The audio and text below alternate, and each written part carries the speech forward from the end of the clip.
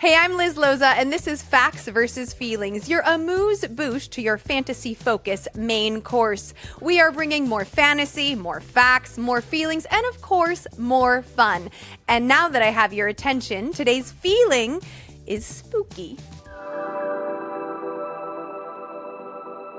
Today you might hear a new voice. It is not my inner monologue. It is, in fact, producer Quentin. Hey, Q. Hello, Liz Loza. I'm so excited to be with you here today. Wow, you really lulled me in with that soft zoomer energy. There's nothing rough. You edit just like you speak, really thoroughly and gently. Oh my gosh, I'm so flattered. I do have to say, while we're on this smooth and gentle note, I am very excited to celebrate a couple of things. One, okay, you're traveling to Austin after this for the Formula One Grand Prix. And Liz is going to be doing a lot of awesome coverage. Check that out on ESPN F1. Number two, it's your birthday coming up. Happy birthday, Liz.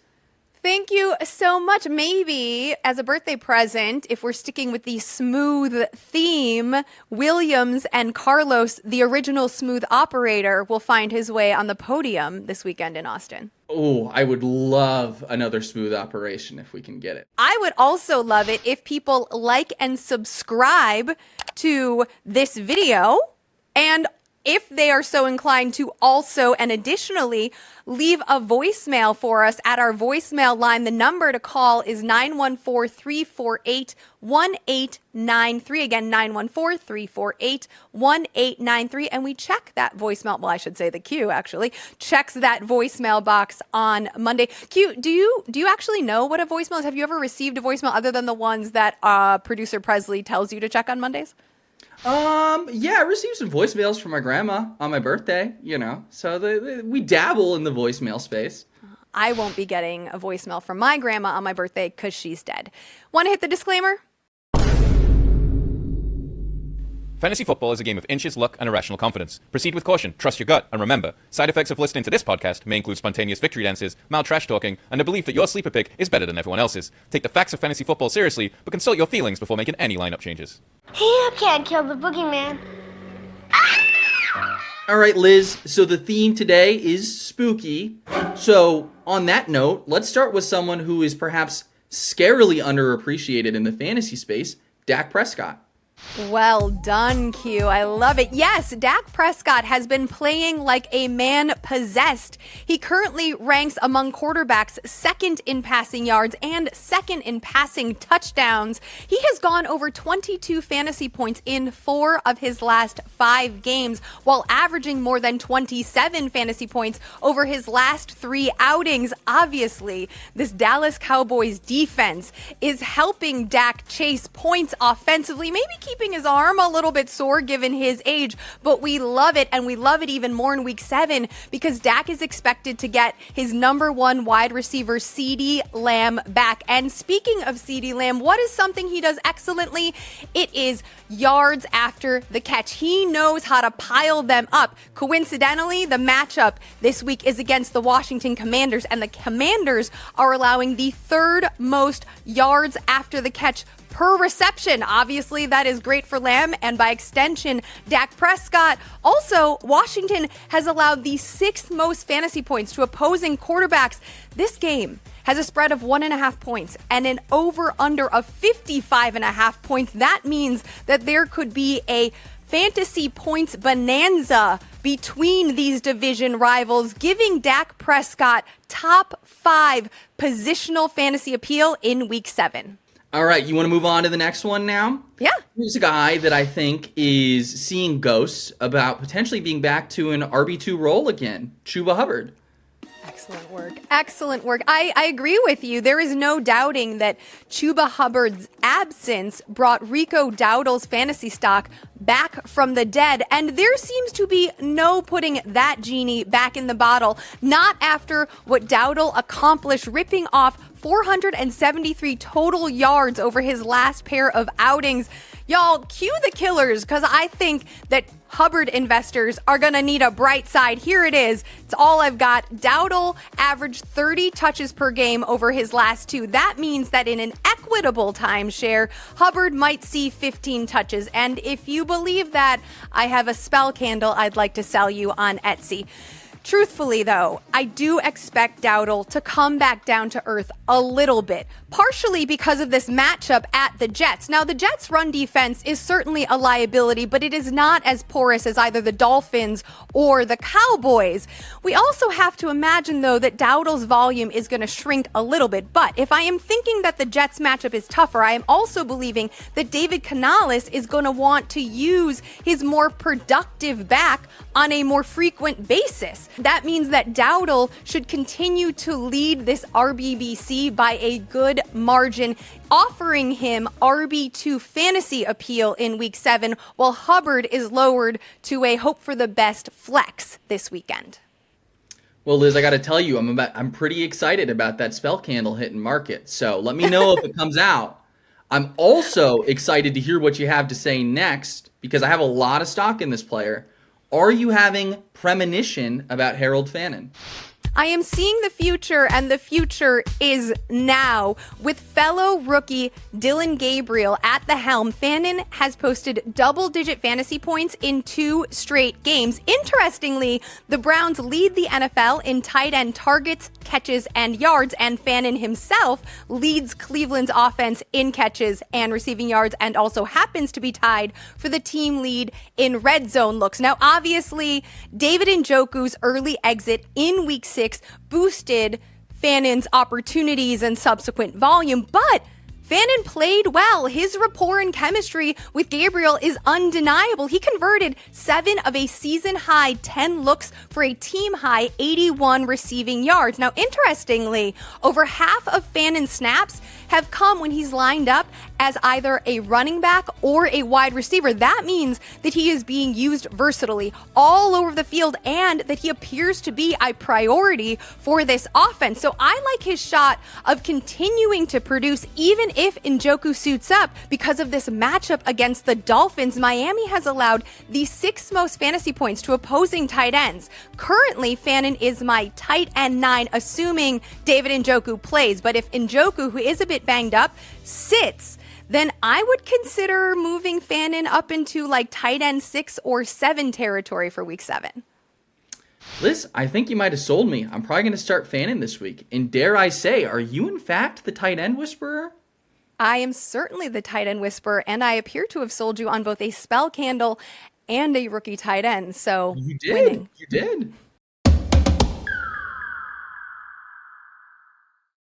This is a safe place. It's a place where we can feel free sharing our feelings. Now let's get comfortable on the couch and dive into some fantasy therapy, a safe space for all of your fantasy football questions. Q, what do we have this week? Let's fire off first Aaron from Brooklyn, who's currently torn between receivers. Hey Liz, this is Aaron from Brooklyn. I have a receiver question for you this week. Looking at A.J. Brown versus Minnesota or Xavier Worthy versus Vegas. Vegas has been a bit weaker defensively, but wondering if that is a fact or a feeling. Let me know your thoughts. Love the show. Thanks. Bye. Oh, thank you so much, Aaron. I love that you referenced facts and feelings in your question. You are right that the matchup on paper is better for Worthy than for Brown, and I understand your trepidation given both the Eagles' recent struggles and the boom/bust nature of Brown's production this season. However, there is a wrinkle that I don't think you're considering, and it is Rashee Rice's return to Kansas City this week. Rice, remember, is not working back from an injury. He's been suspended, so he's not hurt. He might be a little bit rusty, but that's it. He should be a full go in week 7 for the Chiefs. Plus, Brown is averaging 1.2 more targets per game and is running about 12 more routes per contest than Worthy. Volume is always king in fantasy, so you got to stick with AJ in week 7. All right, Liz. Well, we've got someone else who's torn between some positional value. Elite QBs. Social question from Mr. Ballin. He's split between Drake May and Baker Mayfield. Who you got on that one? Oh, wow. That is a great question. I mean, honestly, Mr. Ballin, I have them back to back in my rankings. So you're making me work a little harder, which I do not mind. Drake May looks like the real deal, right? And also, no one plays as with more heart, frankly, than Baker Mayfield. They're also, statistically speaking, both top 5 in passing yards, both top 12 in rushing yards. We love that for fantasy. They both have managed 12 scores on the season, and they're both averaging over 21 fantasy points per game. So each of them is doing a whole lot with not very much. May draws a plus matchup at Tennessee. Baker will face a super banged up Lions defense. So even the matchups are a little bit even here. To me, it's going to be the injuries on offense that works as the tiebreaker. Mike Evans, Emeka Egbuka, and Chris Godwin could all be out, or at the very least limited. And you know what? There's only so much hopium available in Tampa Bay, so I have to go with Drake May. That might be the right call, but I'm a little biased because I do have Baker in the league that we play in together. So I think personally I might ride with him, but we'll see. Speaking of Baker, let's shift to his options. Another person sent in a social question and wants to know, who's the Bucs wide receiver to grab? I mean, honestly, the answer is Cade Otton to me. He led the team in targets with 6 last Sunday when everybody else was sidelined, but he is a tight end available in 83% of ESPN fantasy leagues. So if you're looking for a stream at the tight end position, that's what I would do. But if you are dead set on a receiver, I'm guessing that you feel your options are either Sterling Shepard, Tez Johnson, or Cameron Johnson. Now, both of the Johnsons did find the end zone in week 6, but I would still lean towards Sterling Shepard. Not exciting, but certainly has the highest floor of those options. Chris Godwin is doubtful, so we don't expect him to play. And when you think about the rapport and familiarity that Shepard and Mayfield have given their experience and time together in college, I just think the odds of Shepard doing something are higher, and therefore he would be my choice. Reality is, unfortunately, some managers, they're going to miss out on who this Bucs replacement is, the same way we've seen with a number of different position groups. But speaking of missing out, we have another social question from Zach, who's really feeling the FOMO. He writes, claimed Haskins instead of Vidal. I crying. Listen, you are not alone. In fact, here is a not so fun fact. Vidal was added in about 25% of ESPN fantasy leagues heading into week 6, but he was only started in 6% of them. That is a major ouch. Lots of tears like yours continue to be shed over this Bolts backfield. That said, new week, that's what we love about fantasy. Vidal is my RB23 versus Indiana in week 7. That's all I got for you, Liz. Do you want to give the voicemail one more time before we go? If I could remember the number, but I can't, so... Oh my goodness. Well, let me fire it your way. Oh, I'm getting caught with my pants down now here too. Oh goodness. It's 914... 348-1893. And when do we check those voicemails, Liz? Mondays. Joining us today is a guest who needs no volume knob because it is always set to the max. He has been serving up boisterous, some might say, fantasy takes for nearly 2 decades, and we at Facts versus Feelings wouldn't have it any other way. Please welcome one of my first ever work husbands, Mr. Brad Evans. Hola, amiga! Yes, I am a very Here sheepish, bearish fellow. Certainly a wallflower and a man that has never stood by a keg at a fraternity party. Absolutely, nor with a lampshade on your head, ever. Oh, no, negative. I mean, come on. You could just pull the chain, and that light will never go off. So that could be a downside, but I'm always bringing the noise. I've been nicknamed the big noise since I was like 14 years old, so I apologize right now if your ears are already bleeding. Yes, this guest is always on. He could have stopped at pull the chain, but because of this energy, which I know you're already hearing, perhaps seeing, certainly feeling, we are going to kick things off with a game. Brad, we're going to play a game that you and I played back in our former days before we were at the places we're at right now. It's a classic. It is called Over Under. I'm going to throw out a number tied to a scenario. Could be football, could be something else altogether. And it is then your job to decide if you're taking the over or the under. Got it? Rock and roll, baby. Okay, let us start with number 1. Over under Rashee Rice, 14 fantasy points in his 2025 debut versus Las Vegas.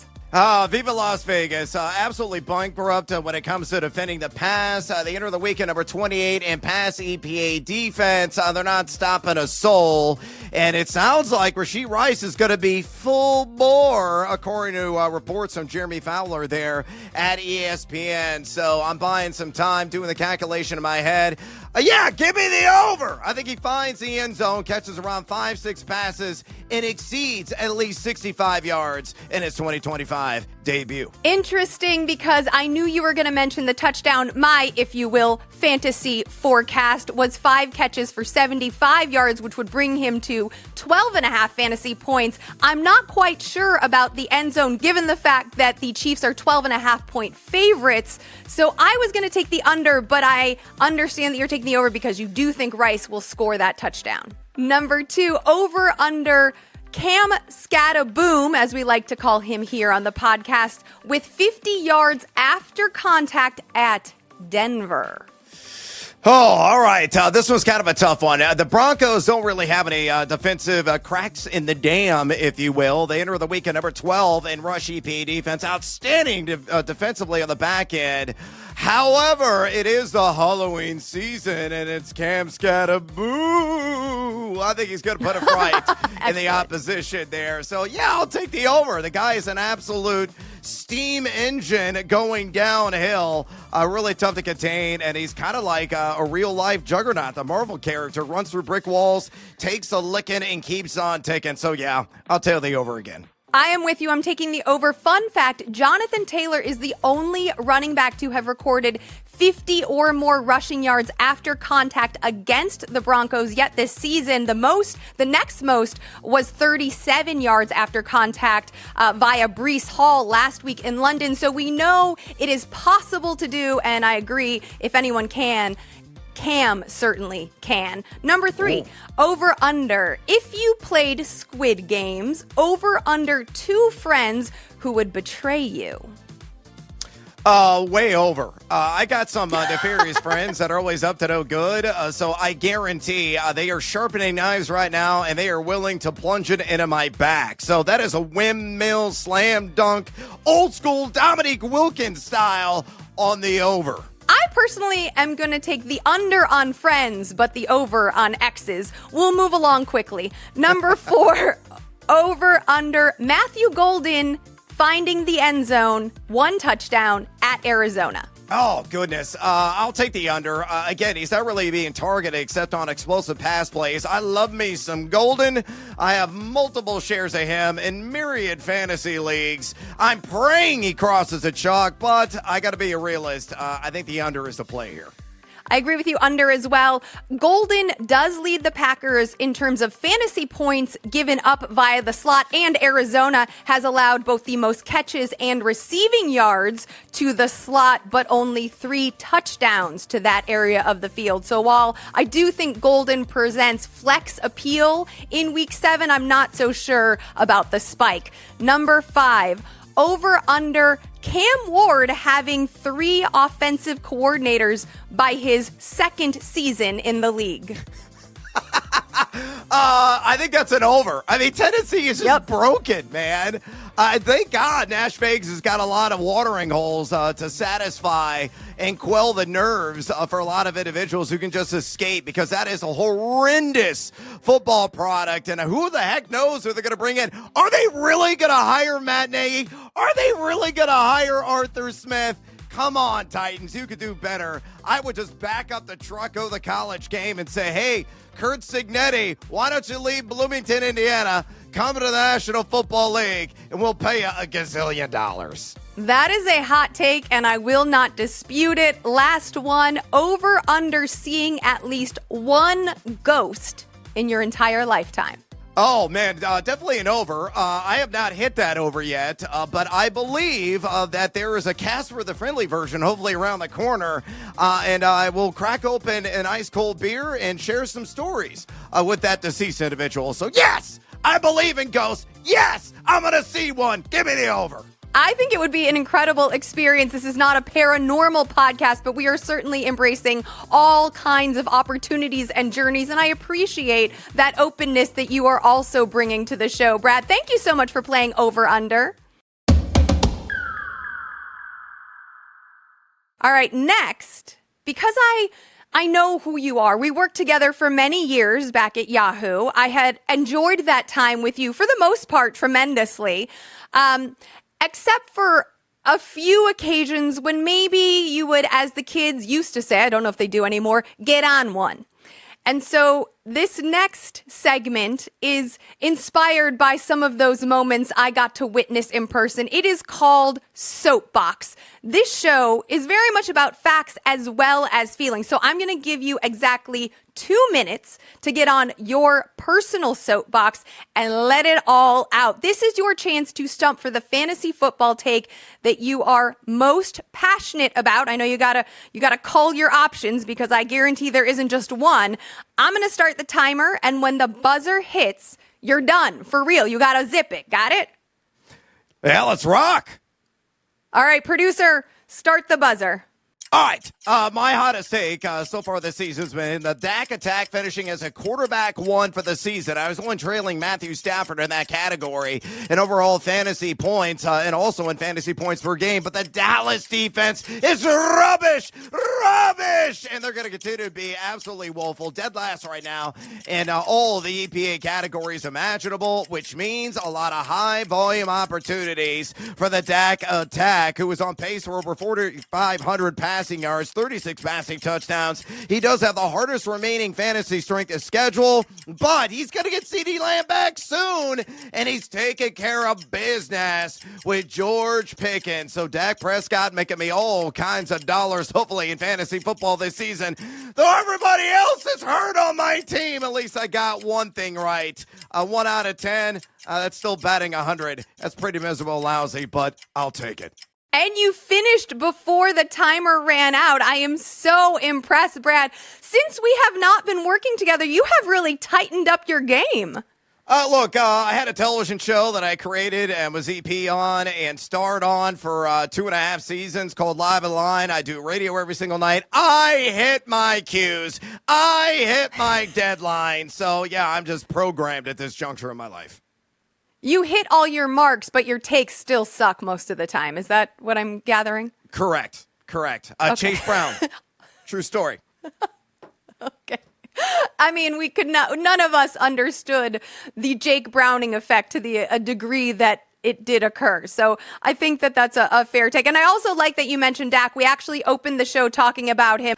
You know, I'm here to act as a supportive individual, Liz. I'm always a giver.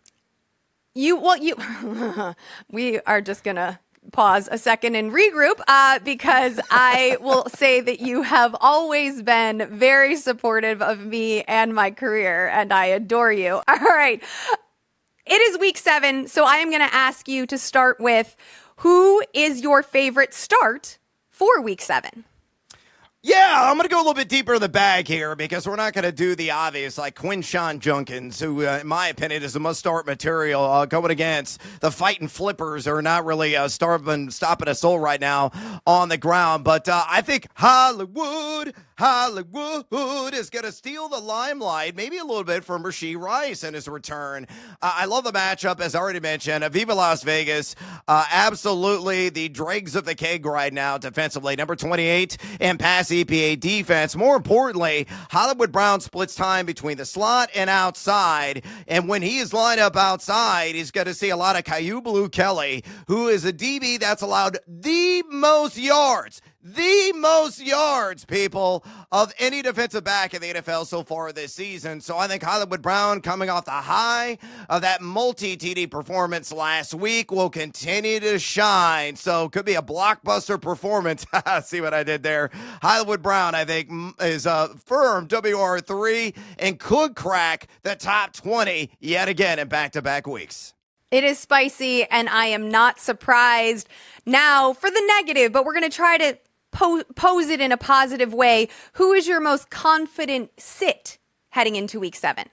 All right, a lot of people who say, is Brad feverish? Is he sickly? He ain't right, because he's going to bench his boy. Yes, mandatory Montgomery tackles. Yeah, I can't recommend him. Going against Vita Vea, who's a man-eater there in the trenches of the Tampa Bay Buccaneers. It is touchdown or bust for mandatory this week, in my estimation. Look at Tampa Bay, number 8 in rush EPA defense. They're only giving up 3.56 yards per carry, 65.3 rush yards per game, just to the running back position. Now, they have also surrendered 5 total touchdowns to RBs, but mandatory spent a lot of time with Jahmyr Gibbs, only seeing 41% of the opportunity share. It could be below 35 yards on the ground for him. And again, if he doesn't cross the chalk, man, you're going to be crying tears in your beer as a result. So Dave Montgomery, to me, sit material in week 7. Again, I don't feel right. Well, we feel wonderful having been blessed with your presence for this special episode. Brad, can you please tell everybody where they can find your work, where they can follow you on social? Because I'm sure that this time was not enough time with Sir Evans.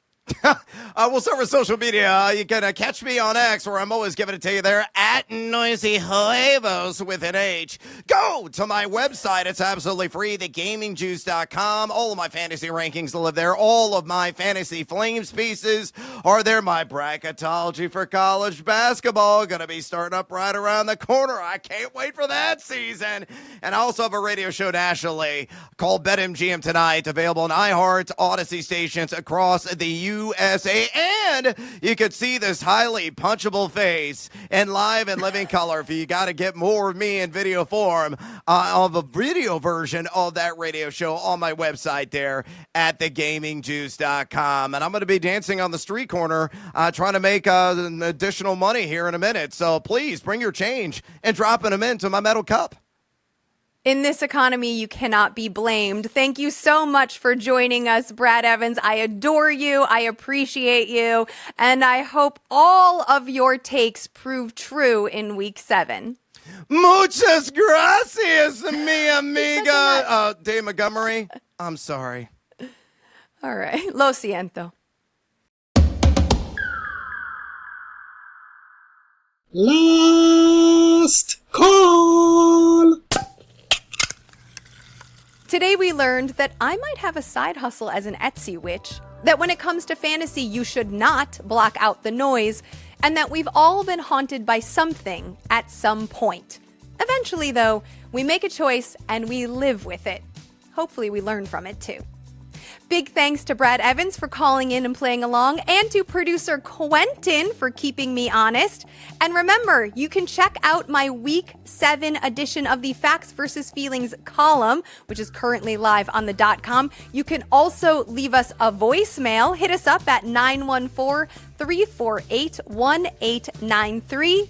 Until next time, may your facts be solid, your feelings be right, and your bus be someone else's problem. I already love the chemistry that we have, if I'm being honest. Like, Dave should be nervous. Oogie boogie bash at like Disneyland. You know what I mean? Like, that's what we're going with here. I mean, I would say millennials are the greatest generation. That's one person's opinion. Big mama clap. Yeah, let's see it. Let's see it. That was not a big mama clap.